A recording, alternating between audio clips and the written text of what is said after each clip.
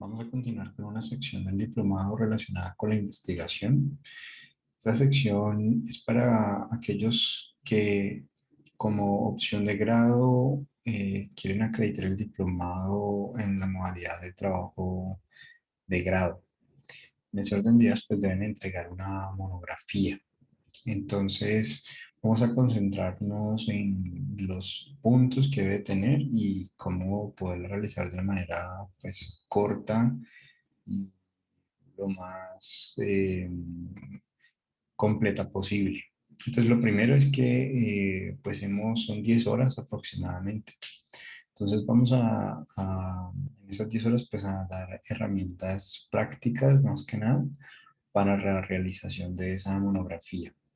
Entonces, en lo primero que también tenemos que saber que pues algunos también toman esto como un complemento para su formación. Entonces, también para dar respuesta a eso, pues también vamos a concentrarnos en revisar algunos de esos puntos. Entonces, lo primero es las generalidades de investigación. En esas generalidades de investigación vamos a indicar que, pues cuando nosotros hacemos investigación, lo hacemos porque queremos contestar una pregunta de investigación, es decir, tenemos la necesidad de saber algo. En ese orden de ideas, la propuesta es que lo que queramos nosotros saber, pues esté relacionado al ámbito de la neuropsicología, en cualquier población y en cualquier temática.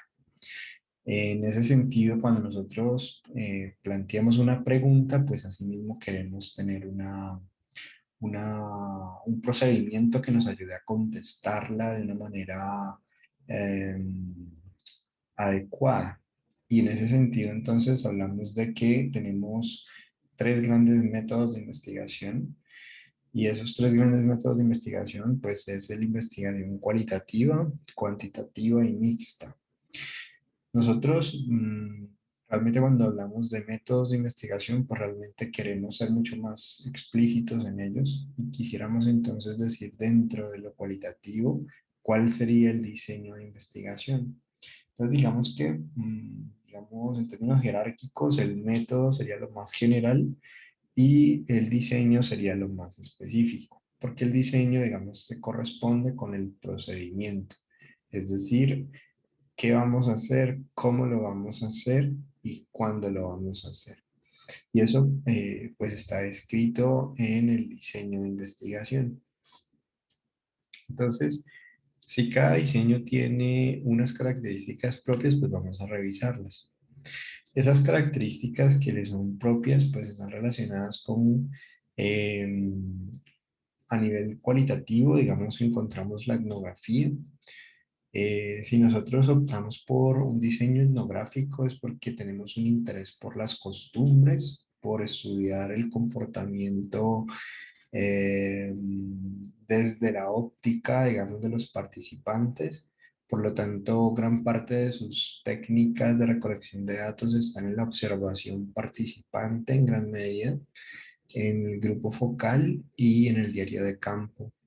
Es decir, que nos vinculamos con la población y a través de pasar tiempo en la población entendemos un poco el por qué hacen lo que hacen, por qué se visten como se visten, por qué piensan de la forma en la que piensan, porque finalmente tienen unas costumbres que se sostienen en unas dinámicas simbólicas, relacionales y demás. Entonces, la etnografía pues estaría más relacionada con ese ámbito.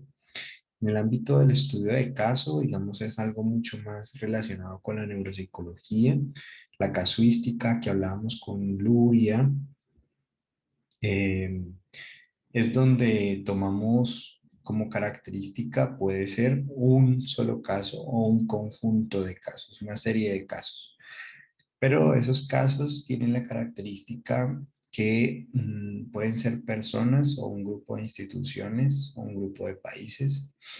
eh, que guardan una característica que es común. Entonces, cuando hacemos estudio de caso es porque ese caso representa el fenómeno de interés y normalmente ese fenómeno de interés es un fenómeno que es poco frecuente. ¿M?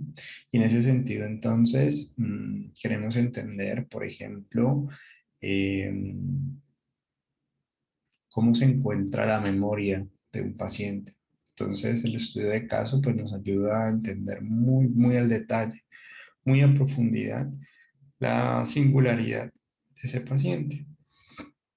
Entonces, el estudio de caso, digamos que se utiliza cuando queremos ir a profundidad y también lo podemos utilizar cuando es una problemática, un fenómeno poco usual, ¿no? Entonces, por ejemplo, tener al mismo tiempo varias patologías. Es un fenómeno un poco usual, pero entonces, si lo llegamos a encontrar, pues podríamos hacer un estudio de caso. Los estudios de caso normalmente nos ayudan a ampliar la teoría, nos ayudan a entender mejor la teoría. Entonces, digamos que es uno de los, digamos, diseños de investigación por excelencia en la neuropsicología para la evaluación y para el reporte de las intervenciones que se realizan. El diseño fenomenológico es un diseño que eh, está relacionado con la experiencia, es decir, aquellas preguntas, aquellos intereses de investigación que por su interés les llama la atención poner en paréntesis o estudiar la experiencia, es decir, cómo se sienten las personas con TDAH, cómo experimentan, cómo perciben, cómo viven, ¿no? Pero sobre todo la palabra clave es cómo subjetivamente están con algo que están, sea de nuestro interés. Entonces, cómo vive un adulto mayor la vejez o cómo puede, digamos, un niño o un familiar de un niño con autismo eh, vive su cotidianidad, asume su paternidad, etcétera. Bien. Entonces la fenomenología está más en el ámbito de la experiencia, más en el ámbito de estudiar la experiencia de las personas, sea del paciente o del familiar, pero finalmente es como la experiencia. Entonces uno podría también investigar a los neuropsicólogos por sus experiencias sobre trabajar con X patología o con X población. La teoría fundamentada es una teoría que tiene, bueno, es un diseño de investigación que se utiliza principalmente cuando eh, tenemos poca información al respecto, o sea, no sabemos cómo, qué teoría nos podría ayudar a contestar, a responder, a interpretar, digamos, el fenómeno de interés. Es un poco desconocido para nosotros. O lo que existe no es suficiente para entenderlo. Entonces, el diseño de teoría fundamentada como objetivo final es producir una teoría. En ese sentido, entonces, dentro de la investigación cualitativa, es una de las técnicas más rigurosas que hay en investigación cualitativa, junto con el diseño fenomenológico. Son bastante rigurosos. La teoría fundamentada se utilizaría en casos en los cuales estamos explorando algo o la teoría que tenemos al respecto no nos alcanza para explicar lo que tenemos al frente, ¿no? Tenemos tanto, pero no nos ayuda a entender este caso en particular. Entonces, vamos a hacer teoría fundamentada como un ejercicio de producir teoría. Yo, digamos que en la etnografía, pues les había mencionado cuáles eran las técnicas de recolección de datos privilegiadas en cada diseño.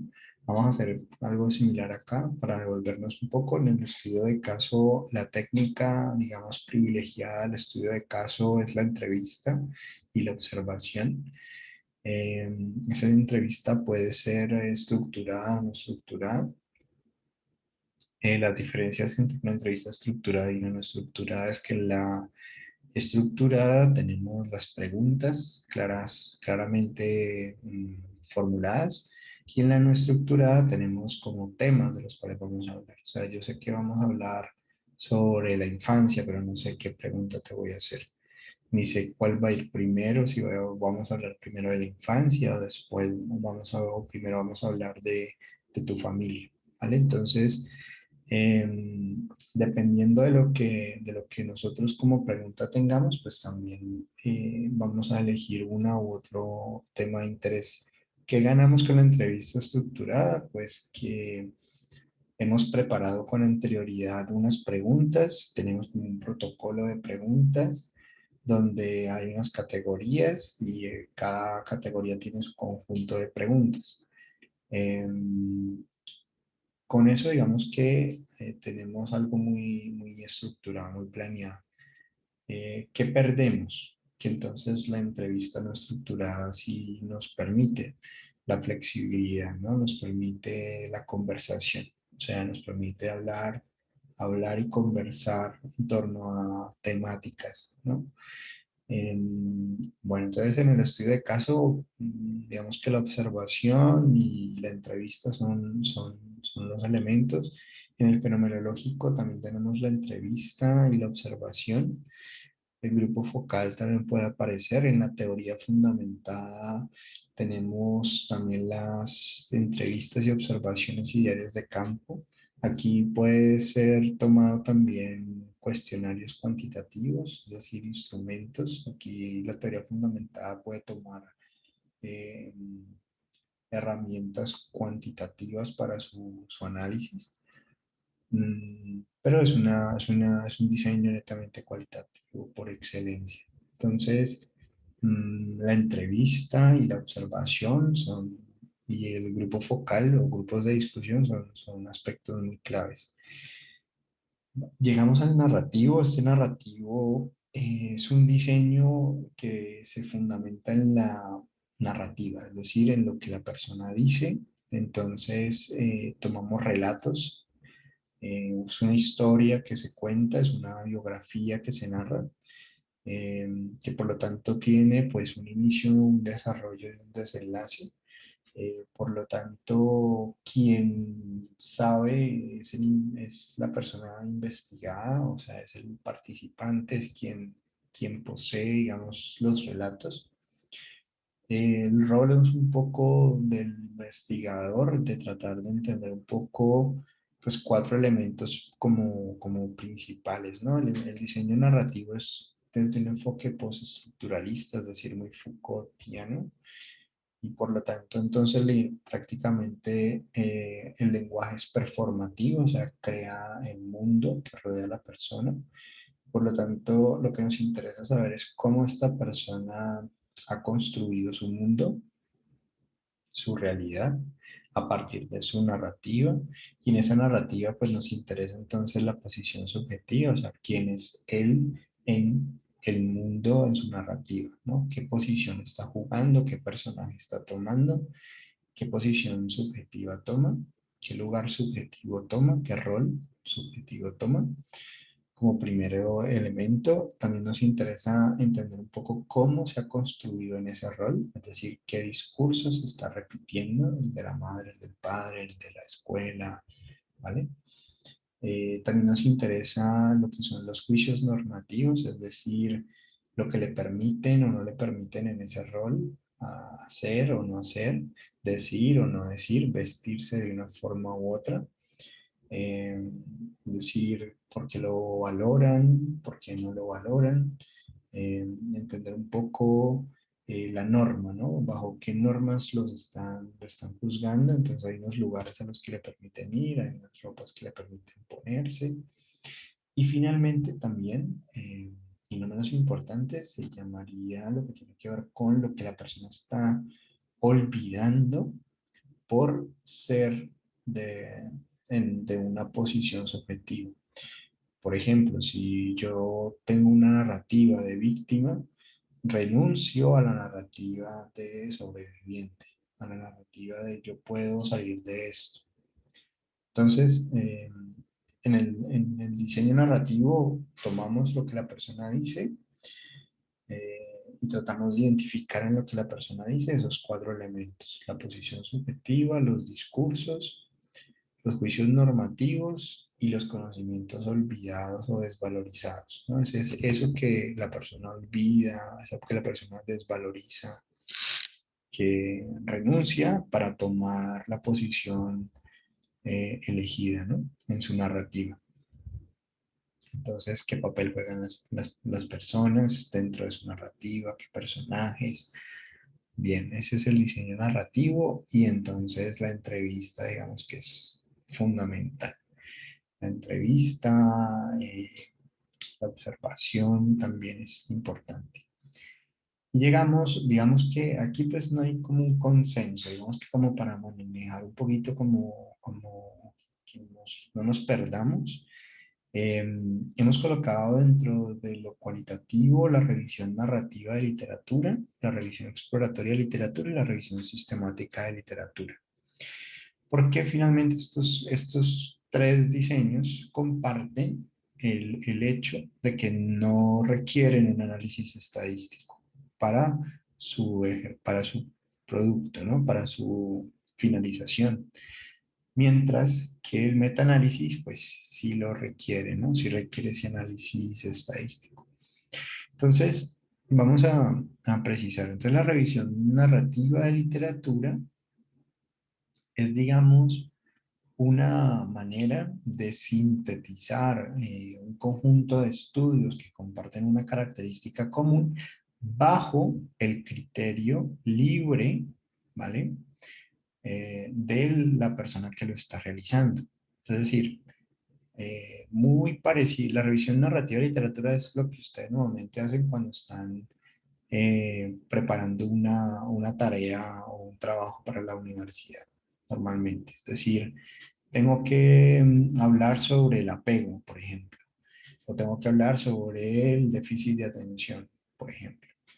Y entonces empiezo a meterme a diferentes bases de datos y selecciono a mi criterio aquellos artículos de investigación que me parecen o importantes, que me parece que aportan a la idea, a lo que quiero decir, ¿vale? Es decir, que la revisión narrativa de literatura eh, es muy flexible, no es replicable, o sea, no tiene un protocolo, claro, porque tú vas seleccionando artículos según tu criterio. No hay un criterio predefinido previamente en un protocolo. O sea, no hay como un criterio de inclusión de por qué elegí ese artículo y por qué descarte este artículo, sino que simplemente digo, me pareció que este era bueno, me pareció que este hablaba del tema y ya, ¿no? Entonces la revisión narrativa de literatura es una, es un diseño de investigación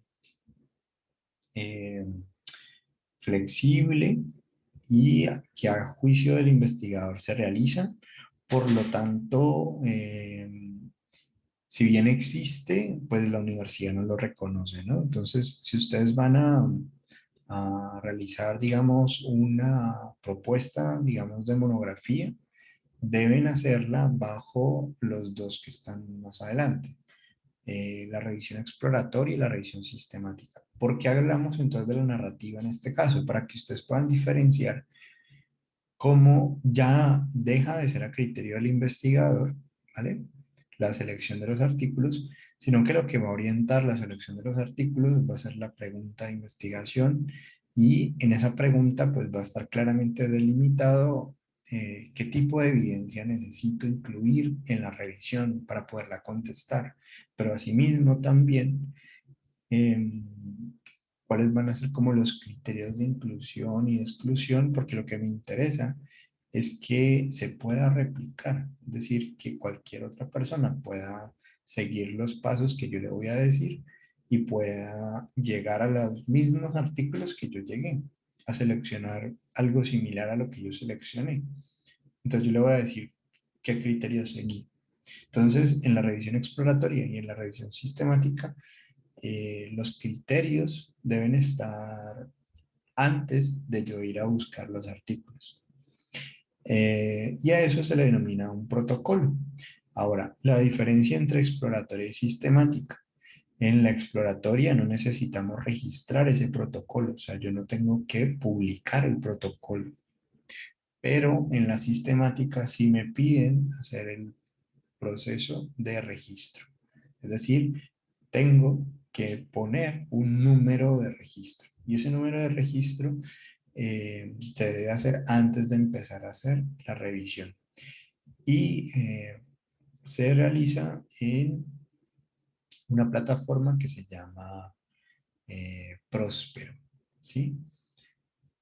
Pero nosotros, entonces, si vamos hasta aquí, pues digamos que la recomendación que se sugiere para el diplomado es que opten por hacer una revisión exploratoria de literatura, ¿vale? Vamos a mirar entonces ahorita al detalle cómo se hace esa revisión exploratoria de literatura. Vamos a mirar también un poco más al detalle el estudio de caso también. Bueno, entonces a nivel cuantitativo, bien, a nivel cuantitativo tenemos dos tipos de diseño a nivel general. Podríamos ser mucho más detallados, pero quiero mantenerlo lo más como general posible, como para hacerlo también al alcance como de todos. Y es pues que tenemos diseños no experimentales y diseños experimentales. En los diseños no experimentales, digamos que la característica principal es que nosotros no vamos a manipular variables. O sea, nosotros no vamos a manipular o no vamos a controlar de alguna forma eh, las variables que vamos a tomar en consideración. Y lo otro, que también lo hace importante, es la aleatorización. O sea, en el experimental, además de que controlamos, una de las características que lo hace experimental es la asignación aleatoria de los participantes. Y la aleatorización es un proceso que eh, debería, digamos, en teoría hacerse por un programa de computadora. Es decir, si yo, por ejemplo, digo, no, se asignaron de forma aleatoria según las fechas de nacimiento, ¿no? O si yo, por ejemplo, usar los dados, tirar los dados. Y digamos que los números, cuando salen números pares, pues incluyo impares y viceversa. Pues es un proceso de aleatorización. Bien. O sea, el asunto es que yo no tenga como investigador control sobre lo que va a terminar seleccionando. Entonces, dos características principales: control de variables y aleatorización de los participantes. Es decir, yo no voy a dedo diciendo este participante va a participar o me puedes colaborar con esta investigación a mi conveniencia. No, es completamente aleatorio. Digamos que tengo un listado de participantes, de 50 me seleccionan 5 de un grupo y 5 de otro grupo y yo tengo que buscarlos, y si no los encuentro, pues el mismo procedimiento me va a decir, bueno, entonces vas a tomar uno que está arriba u otro que está, primero siempre el que está arriba. Si el que está arriba no está ese día en clase, tomas el que está abajo, y ese es el procedimiento que se sigue estándar siempre. Bueno, entonces, digamos que, pues para que también, digamos, lo tengan presente, entonces dentro de los experimentales normalmente encontramos los ensayos clínicos. Dentro de los no experimentales, nosotros encontramos tanto estudios observacionales como estudios de casos y controles, estudios de cortes, estudios pues observacionales transversales, que son, digamos, como los más realizables en pregrado, ¿no? Y encontramos el metaanálisis. El metaanálisis es uno de los diseños que, así como entendimos el de revisión exploratoria de literatura, que lo que buscaba era sistematizar un conjunto de evidencias bajo los criterios de la pregunta de investigación para hacerlo replicable, el metaanálisis sí exige que se haga un proceso estadístico, un procedimiento estadístico para contestar a la pregunta de investigación. Entonces, a diferencia de la revisión exploratoria de literatura, que no lleva un análisis estadístico, el metaanálisis sí lleva ese análisis estadístico. Entonces, en esa línea lógica, digamos que primero hacemos una revisión exploratoria de literatura Y ahí nos damos cuenta si podemos o no podemos hacer un metaanálisis. Y el metaanálisis en últimas va a combinar estudios que son, pues, eh, equiparables. Es decir, si estamos haciendo una pregunta por niños con TDA, eh, digamos, yo tengo un estudio de 600 participantes y tengo otro estudio de 500 participantes. Lo que haría, digamos, el metaanálisis sería unir eh, esas dos poblaciones de 500 y 600 de 1100 niños con TDA para saber primero si hay alguna relación entre una variable y otra y demás, ¿no? Pero lo importante allí es que para poder hacer un metaanálisis, pues los estudios deben ser equiparables, es decir, que si decimos niños, pues los niños deben estar en un rango de edad similar en ambos estudios y ser medidos con el mismo instrumento de detección y que sea en ese sentido, si un estudio utiliza una herramienta de diagnóstico y otro estudio utiliza otra, quizás el procedimiento no pueda ser equiparable, es decir, yo no podría juntar 600 y 500 porque no sería equiparable. Entonces, primero debo hacer una revisión exploratoria para saber si puedo o no puedo hacer un metaanálisis posterior. Entonces, vamos ahorita entonces con lo que tiene que ver con la construcción de las preguntas. Entonces, digamos que mm, el foco o el énfasis es que ustedes puedan pasar ya a empezar a hacer su revisión exploratoria. Entonces, lo primero es definir la pregunta, es decir, ¿qué es lo que quiero investigar? O sea, ¿en qué quiero invertir mi tiempo? Entonces, las temáticas del curso pueden ser consideradas para una pregunta.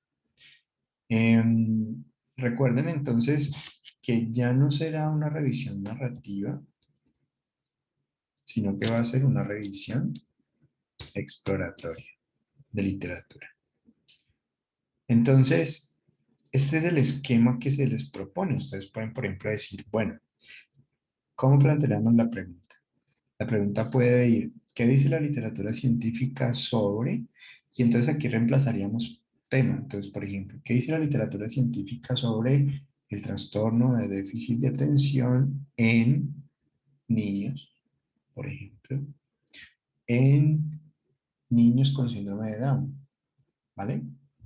En niños con bajo peso al nacer. Bueno, el asunto es claramente definido el tema y claramente definida la población. Esa es una primera manera. La segunda manera es combinar. ¿Qué dice la literatura científica sobre la relación entre la desnutrición y el trastorno de déficit de atención en niños? ¿Vale? Bueno, entonces, eh, puede ser una relación entre temas en una población específica. También podríamos hacer una pregunta por el efecto de una intervención, por ejemplo, sobre el efecto de la quimioterapia sobre el funcionamiento ejecutivo en niños, ¿no? La intervención puede ser hacer natación sobre el autismo en adolescentes, ¿bien? El efecto de alguna intervención. Aquí reemplazamos por la intervención que nos interese. ¿Qué dice la literatura científica sobre las causas de el TDA en niños? ¿Qué dice la literatura científica sobre la detección temprana de el tema en una población X? ¿Qué dice la literatura científica sobre la prevalencia o incidencia? Ustedes eligen si les interesa la incidencia, o sea, nuevos casos, o la magnitud del problema, que sería la prevalencia de X tema en X población. La última que puede ser es qué dice la literatura científica sobre los efectos negativos de X tema, por ejemplo. ¿Qué dice la literatura científica sobre los efectos negativos de la quimioterapia en el TDA en niños, ¿no? O Este y o es porque podríamos utilizar la población o no utilizarlas, como una decisión ya de cada uno. Si nosotros vamos a hacer revisiones sistemáticas, pues digamos que aquí nos proponen hacer un acrónimo, que sería PICOT. Entonces, PICOT se caracteriza por una P, que es la población, una I, que sería la intervención, una C, que sería el comparador, una O, que sería el output o resultado, y una T, que sería el tipo de estudio. En ese sentido, es muy importante que nosotros decidamos la pregunta, o sea, mi revisión sistemática, sea sistemática o sea exploratoria, aún así, yo debo de tener muy claro cuál es el alcance y el tipo de mi pregunta. Eh, es decir, las preguntas que habíamos hecho anteriormente, ¿vale? Podrían agruparse en este conjunto que tenemos aquí en pantalla, donde, por ejemplo, nosotros decimos, si mi pregunta está relacionada con qué proporción de la población es nuevamente diagnosticada con este problema cada año, significa que mi pregunta está más en el ámbito de la incidencia. Y si mi pregunta es de la incidencia, entonces los estudios que yo necesito revisar para poder contestar claramente a esa pregunta es estudios que tengan encuestas, ¿vale? Que realicen encuestas. Normalmente esos estudios que realizan encuestas son estudios observacionales y ensayos clínicos también. ¿Mm? Bueno, en- que tengan encuestas y que además, o sea, o lo uno o lo otro, o que tengan encuestas o estudios de cortes, ¿vale? Cualquiera de las dos fuentes de evidencia nos sirve para contestar a una pregunta de incidencia. Las preguntas de prevalencia, que serían preguntas del tipo ¿qué proporción de la población actualmente vive con este problema? También está en la misma línea de trabajo. O sea, vamos a buscar estudios que tengan encuestas en su metodología, que digan nosotros aplicamos encuestas, o que sean estudios de corte, que en el título o en el resumen diga estudio de cortes. ¿Mm? Si mi pregunta es más por la terapia, ¿vale? Por sanar, por curar, entonces, ¿qué se debe hacer para tratar este problema? Digamos que si mi pregunta está por esa vía, entonces mis fuentes de evidencia únicamente serán ensayos clínicos. Para recordar que los ensayos clínicos son un diseño muy costoso de investigación porque controlamos las variables. Al controlarlas y al asignar aleatoriamente los participantes, es porque queremos entender muy bien el efecto que hay entre las variables, es decir, A sobre B, B sobre C, C sobre A, etc. Entonces, nos permite entender muy bien un problema. De ahí entonces que los ensayos clínicos estén cuando queremos saber si algo funciona o no funciona, o sea, es efectivo o no es efectivo. Entonces, si quiero tratar el problema, ¿qué debo hacer? Buscar ensayos clínicos. Si mi pregunta va por ahí. Si mi pregunta es más por detectar este problema tempranamente, antes de los síntomas, hace una diferencia en mi salud, es decir, la detección temprana me ayudará o no me ayudará en mi salud, pues entonces mi pregunta es de tamizaje o screening, pues rápido. Utilizaremos también ensayos clínicos como fuente de evidencia.